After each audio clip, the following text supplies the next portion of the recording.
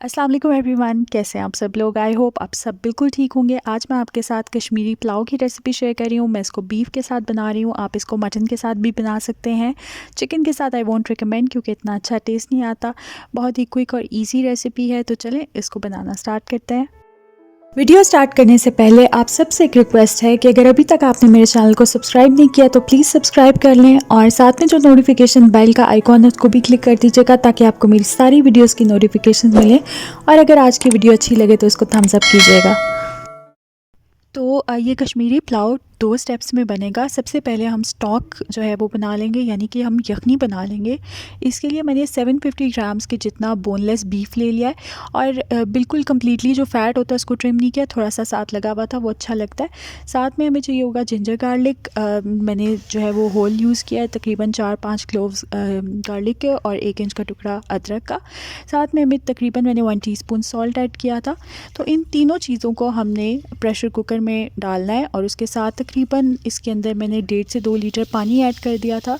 और उसके बाद हम इसको प्रेशर कुक कर लेंगे फॉर एटलीस्ट 25 टू 30 मिनट्स, या जब तक कि आपका गोश्त जो है वो गल ना जाए अच्छी तरह से, ठीक है। और अब सेकंड स्टेप की तरफ चलते हैं। तो इसमें हम मसाला जो है वो रेडी करेंगे और उसके बाद फिर उसमें राइस ऐड करेंगे। तो इसके लिए हाफ़ कप ऑयल ले लिया था, उसके अलावा जो गोश्त मैंने बॉईल किया था उसको सेपरेट कर लिया था और स्टॉक को जो है वो सेपरेट कर लिया था स्ट्रेन करके। तो साथ में मेरे पास ये बासमती राइस है, हाफ़ केजी के जितने। मैं गोश्त थोड़ा सा ज़्यादा ऐड करती हूँ, वरना आप इक्वल क्वांटिटीज़ में भी ले सकते हैं। ये 2 मीडियम साइज़ के अनियंस हैं जिनको मैंने फाइनली स्लाइस करके बारीक बारीक काट के रखा हुआ है। 1 कप के जितना हमें चाहिए होगा योगर्ट, यानी कि दही, जिसको अच्छी तरह से बीट करके मैंने रखा हुआ था। साथ में मैंने नमक ले लिया, तकरीबन ये 1.5 टेबलस्पून के जितना नमक था, या एज़ पर योर टेस्ट आप उसको चख के फिर एडजस्ट कर सकते हैं। 1.5 टेबलस्पून अदरक लहसुन का पेस्ट था, जिसमें अदरक जो है वो 70% थी और 30% उसमें लहसुन था। साथ ही हमें चाहिए होंगी हरी मिर्चें। यहाँ पर मैंने 5 हरी मिर्चों को मिडिल से कट करके रखा हुआ है। मेरी ये जो मिर्चें थी ये ज़्यादा तीखी नहीं थी, अगर आपकी ज़्यादा हो तो फिर आप कम ऐड करें, या फिर आप अपने टेस्ट के हिसाब से हरी मिर्चों को कम या ज़्यादा कर सकते हैं। साथ ही मैंने यहाँ पे तकरीबन हाफ़ कप की जितनी रेज़न्स ले ली थी, वॉश करके थोड़ी देर पानी में सोक किया था और उसके बाद मैंने जो है इसको फ्राई कर लिया था। तो फ्राई करके यहाँ पर मैंने रखा हुआ है। उसके अलावा ये मेरे पास 1.5 टेबलस्पून है गरम मसाले का, और इस गरम मसाले के अंदर मैंने यूज़ किया है काली मिर्चें, बड़ी इलायची, दालचीनी, लौंग और छोटी इलायची। तो इन तमाम चीज़ों से मैंने फ़्रेश गरम मसाला जो है वो तैयार किया है। तो चलें अब कुकिंग की तरफ चलते हैं। तो यहाँ पर मैंने एक बड़ी पतीली ले ली है। चावल जब भी आप बना रहे हों, किसी भी किस्म के राइस बना रहे हों, बड़ा बर्तन इस्तेमाल करें, उससे चावल टूटते नहीं हैं, बहुत अच्छे से खिले खिले बनते हैं। तो यहाँ पर पतीली के अंदर मैंने हाफ़ कप ऑयल डाला, इसके अंदर मैंने प्याज डाले और इनको मैंने लाइट गोल्डन ब्राउन किया है। प्याज अगर ज़्यादा ब्राउन करेंगे तो फिर पुलाव का कलर भी डार्क हो जाएगा, इसलिए लाइट गोल्डन ब्राउन करें। साथ ही मैंने इसमें बीफ डाल दिया है जो मैंने बॉईल करके रखा था, और अदरक लहसुन का पेस्ट ऐड किया। इसको मैं कर रही हूँ फ्राई। अच्छा, बहुत ज़्यादा आपने फ्राई नहीं करना, वरना मीट आपका जो है वो टफ़ हो जाएगा, हार्ड हो जाएगा। तो हल्का सा फ्राई करें। फिर मैंने सॉल्ट ऐड किया और थोड़ा सा स्टॉक डाल के मैं इसको दोबारा से फ्राई कर रही हूँ। अगेन रीज़न यही है कि अगर ऑयल में डायरेक्टली हम फ्राई करेंगे गोश्त को तो वो हार्ड हो जाएगा। इसको मैं थोड़ा सा फ्राई कर रही हूँ ताकि इसका जो एक कच्चापन होता है, अब कच्चापन तो नहीं, बेसिकली बॉइल्ड है, लेकिन वो जो एक स्मेल होती है वो ख़त्म हो जाती है जब आप अदरक लहसुन के साथ इसको फ्राई करते हो। साथ ही इसके अंदर मैंने बीट किया हुआ योगर्ट ऐड कर दिया है 1 कप के जितना। और अगेन हम इसको अच्छी तरह से यहाँ पर इसकी बेसिकली भुनाई कर रहे हैं, इसको सौटे कर रहे हैं। और इसको हमने इतना फ्राई करना है कि जो ऑयल हमने ऐड किया वो सारा सरफेस पे नज़र आने लगे, साइड्स पे नज़र आए।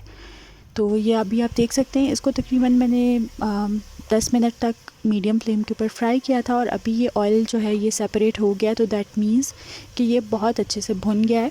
तो अब इस पॉइंट पे इसके अंदर हम जो हमने भीगे हुए चावल थे हमारे वो ऐड कर देंगे, और साथ ही मैं इसके अंदर डाल रही हूँ स्टॉक।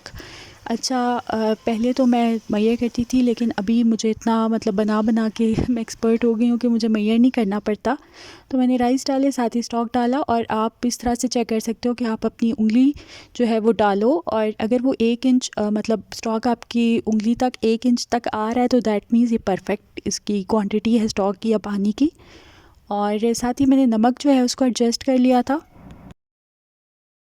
اس پوائنٹ پر ضرور آپ جو ہے وہ نمک ٹیسٹ کر کے پھر اس کو ایڈجسٹ کریں. تھوڑا سا اگر آپ کو لگے کہ زیادہ ہے تو وہ دیٹ مینس کہ وہ بالکل بیلنس ہو جائے گا جب آپ کے رائس جو ہیں وہ ریڈی ہوں گے تب. تو چاول کا جب پانی ڈرائی ہو گیا تو اس کے اندر میں نے جو آپ کو گرم مسالہ پاؤڈر بتایا تھا وہ میں نے ایڈ کیا تھا, ہری مرچیں ایڈ کر دی تھی, اور جو ہم نے کشمش فرائی کر کے رکھی ہوئی تھی وہ میں نے اس پہ ایڈ کر دی تھی.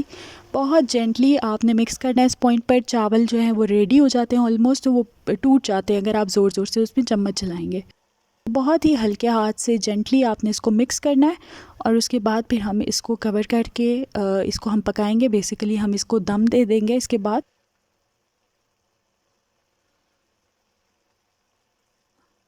تو یہ آپ دیکھ سکتے ہیں کہ پانی جو ہے وہ آلموسٹ ایویپریٹ ہو گیا ہے. اس کے بعد ہم اس کو لڈ سے کور کر دیں گے. لڈ کے اندر جو ہول ہوتا ہے اس کو بھی میں نے کور کر دیا تھا ایک ہری مرچ کے ساتھ. آپ کچھ بھی یہاں پہ یوز کر سکتے ہیں. ہمارا مقصد بیسکلی یہ ہے کہ اسٹیم جو ہے وہ اسکیپ نہ ہو, تاکہ دم جو ہے وہ بہت اچھے سے آ جائے رائس کو.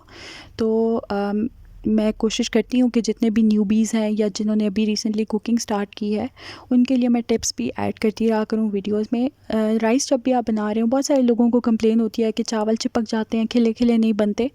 تو اس کے لیے ایک ٹپ آپ کو دے رہی ہوں کہ جب دم پر چاول لگائیں نا تو پہلے فلیم کو جو ہے وہ آپ میڈیم کریں, اور 5 منٹس کے بعد جب آپ دیکھیں لڈ کے اوپر اسٹیم آ گئی اچھی خاصی, تو اس کے بعد فلیم کو سلو کر کے پھر آپ 15 منٹ کے لیے چاول کو دم دیں. اگر آپ کا جو پتیلا ہے اس کا باٹم تھک ہے تو پھر نیچے آپ بے شک توا نہ رکھیں, ادروائز توا ضرور رکھیں ورنہ چاول لگ جائیں گے.